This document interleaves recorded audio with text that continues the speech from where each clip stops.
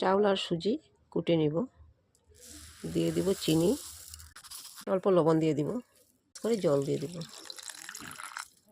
সব কিছু দিয়ে গ্রাইন্ডারে গ্রেট করে নিব। ময়দা আধা বাটি দিয়ে দেব, ময়দা দিয়েও মিক্স করে নিব। এখন ঢেলে নেব। পাটিসাপটার জন্য গুলা রেডি হয়ে গেছে, এখন বানিয়ে নিব। তেল গরম হয়ে গেছে, তাওয়াতে দিয়ে দেব। নারিকেলের পুর রেডি আছে, দিয়ে দেব।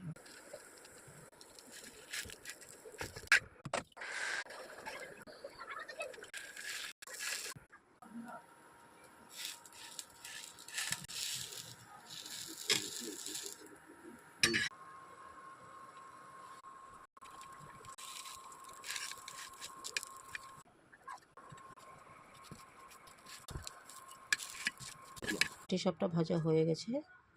Thank you.